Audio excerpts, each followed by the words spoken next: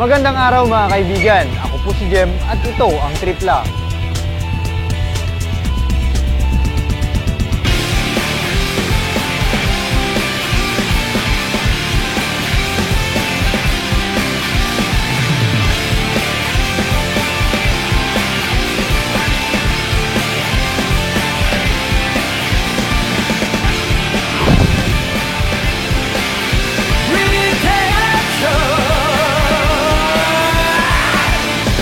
Trip lang.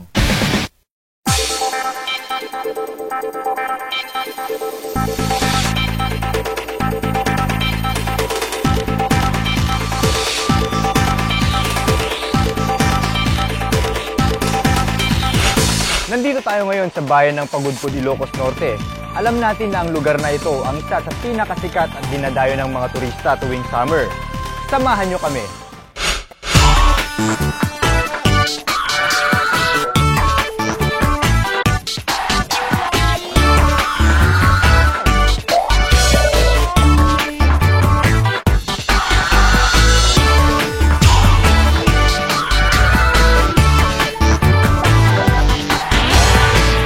Gagawin namin ngayon. Ano? Kakain! Ay, hindi, maliligo pala sa dagat. Yan. Sikat na sikat ang Pagudpud sa mga turista dahil sa kagandahan ng kanilang Malaburakay na beach at sa puti nitong buhangin. Pero ayaw ng mga taga-Pagudpud na ihalin tulad o tawagin itong Boracay of the North dahil gusto nilang magkaroon ng sariling pagkakakilanlan bilang Pagudpud Beach mismo. Ayan mga kaibigan, nandito tayo sa Pagudpud. Ito yung masterpiece namin ni Daryl.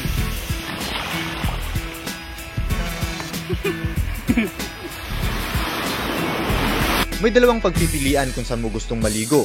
May mabato at meron ding puro buhangin. Sa mabatong parte dito sa beach kami naligo. Dito makikita ang mga nakatirang maaamong isda at mga sea urchins. Meron tayong ginagawa na activity sa Pagudpud every September of each year, yung International Coastal Cleanup na tayo ay nag-oorganisa, LGU initiative, nag-i-invite tayo ng divers at kami mismo at ibang mga non-government organizations, naglilinis kami sa ilalim ng dagat. So, tinatawag namin na scuba surero.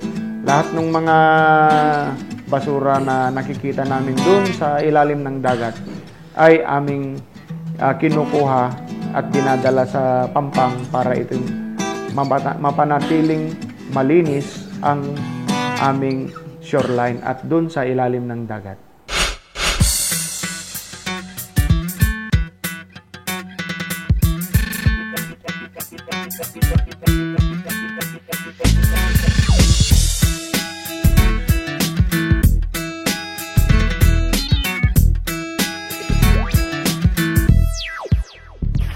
Bigat sa katawan, yung buhangin, hirap huminga.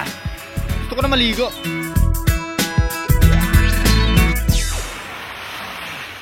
Aray ko.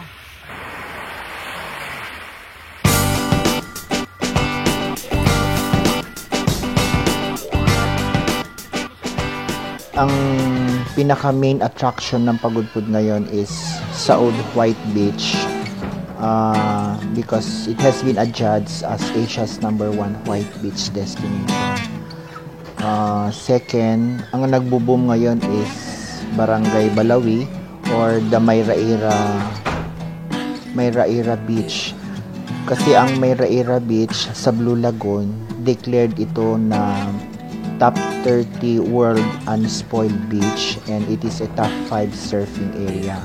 So in that area, nagbo-boom na rin kasi yung mga ibang turista na aside from beaches dito sa Saud, along Saud, they can go also to see the Blue Lagoon in Barangay Balawi.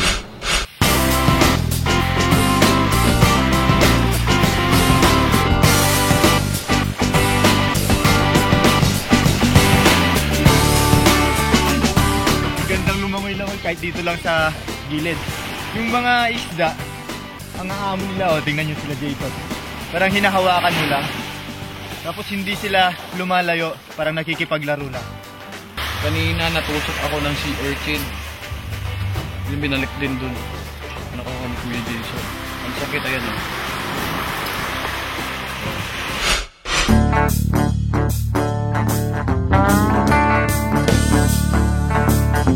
Isang pwedeng gawin dito sa Terra Rica yung pagsakay ng bangka. Ililibot tayo dito sa tabing dagat para makita nating mabuti yung lugar. At kailangan nating magsuot ng life vest para sa ating kaligtasan.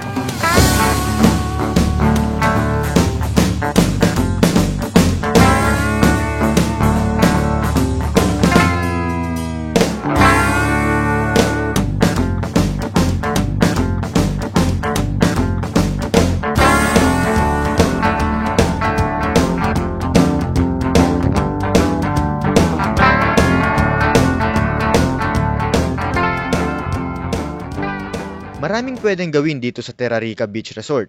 Maliban sa boating, nandyan din ang fishing, snorkeling, at scuba diving. At kung hindi ka naman marunong dito, ay pwede ka nilang turuan.